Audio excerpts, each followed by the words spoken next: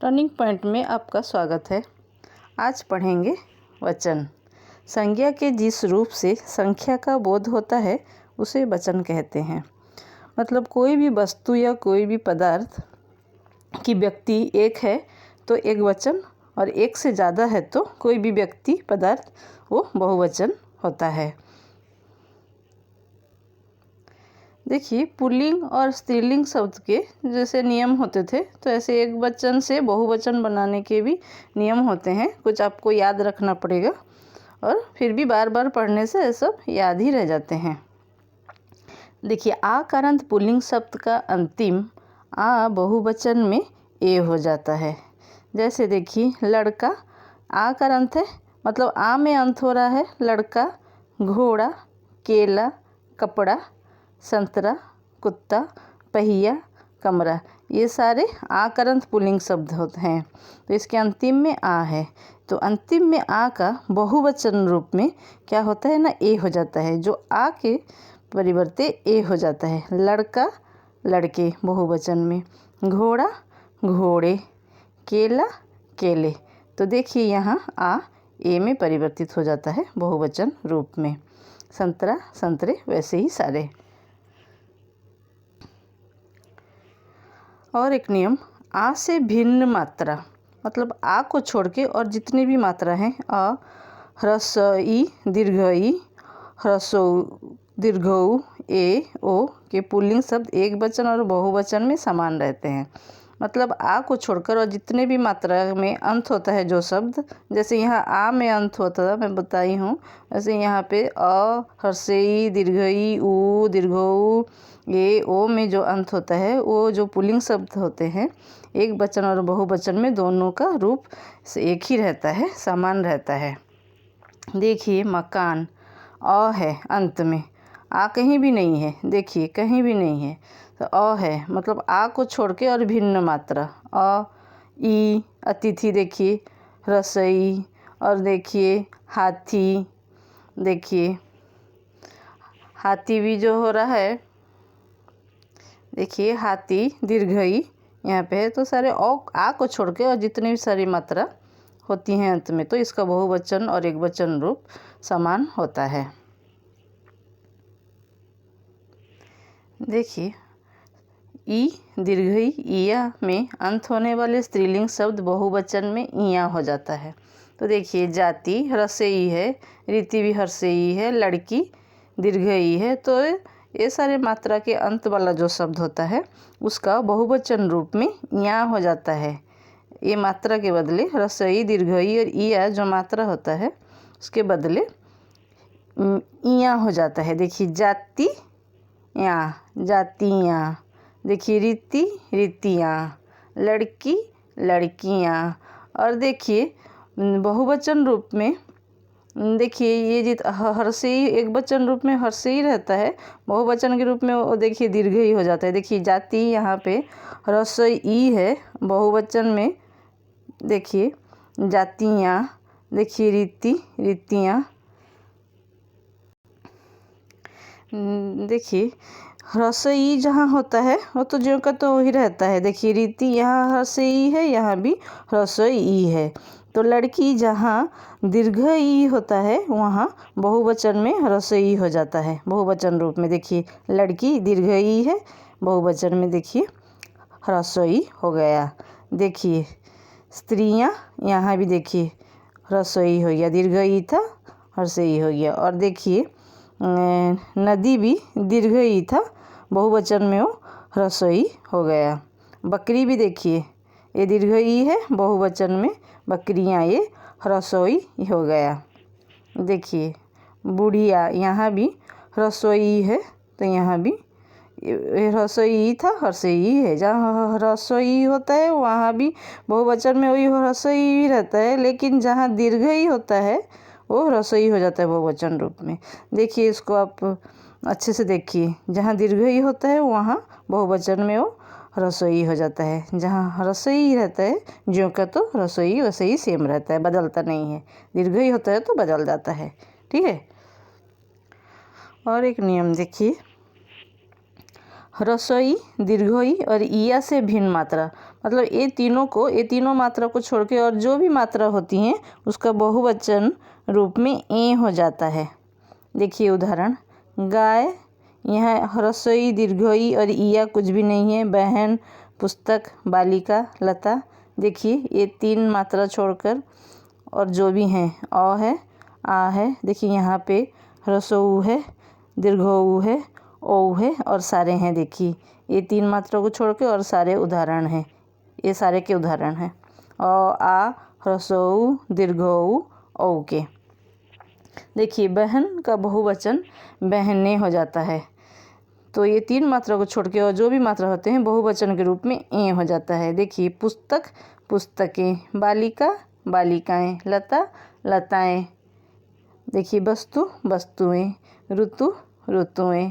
और एक बात ध्यान दीजिए, जैसे ह्रस्व ई एक वचन में दीर्घ ई होता है तो बहुवचन में ह्रस्व ई हो जाता था, यहाँ वैसे ही जब एक वचन में दीर्घ ऊ होता है, देखिए वो बहुवचन में ह्रस्व ऊ हो जाता है। देखिए बहु, दीर्घ ऊ है, बहुवचन में ह्रस्व ऊ हो गया। देखिए झाड़ू भी दीर्घ ऊ है, बहुवचन में ह्रस्व ऊ हो गया।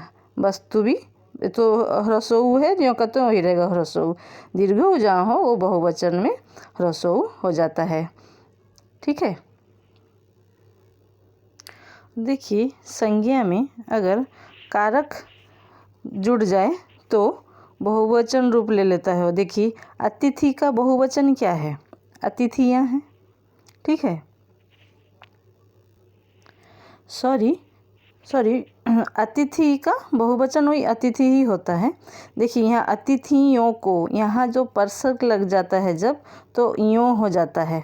अकरंत, ईकारंत पुल्लिंग तथा स्त्रीलिंग शब्द बहुवचन में यों युक्त हो जाते हैं जब परसक लगता है तो। ठीक है, अतिथियों को, हाथियों पर, देखिए हाथी का बहुवचन वही हाथी होता है, लेकिन यहाँ तो परसक आ गया, पर को परसक अब कारक में पढ़ाई हूँ आपको, तो हाथियों पर परसक चिन्ह जब आ जाता है तो यों हो जाता है। देखिए भाई का बहुवचन भी भाई होता है, देखो भाइयों, इसको आप बहुवचन नहीं समझेंगे। देखिए ये कारक चिन्ह अगर जुड़ जाता है तो भाइयों, विधियों। देखिए लड़की का तो बहुवचन लड़कियां होता है, जब हम कारक चिन्ह लगाते हैं तो देखिए लड़कियों हो गया, नदियों का।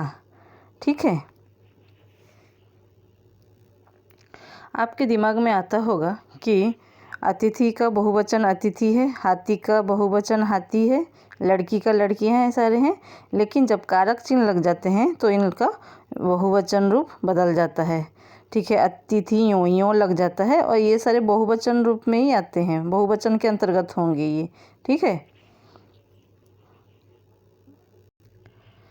और देखिए संबोधन करते समय भी बहुवचन रूप उसके देखिए कैसे होते हैं। देखिए अरे लड़के बहुवचन रूप हो जाते हैं। देखिए अरे लड़के, ओ बेटे, अरे बच्चे, बच्चा का बहुवचन बच्चे होते हैं, तो संबोधन करते समय भी इसका बहुवचन रूप हो जाता है। ऐसे भी बोलते हैं, मुन्नियों, साथियों, देखिए बालिकाओं, सज्जनों, ओ हो जाता है, हाँ सज्जनों ओ हो जाता है संबोधन करते समय।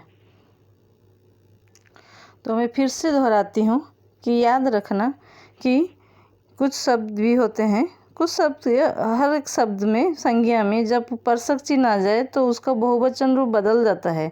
जो रहता है वो उसमें बहुवचन रूप बदलता है। कैसे बदलता है ना, वो ई कारंत, ह्रस्व ई और दीर्घ ई कारंत पुल्लिंग तथा स्त्रीलिंग शब्द बहुवचन में यों युक्त हो जाते हैं।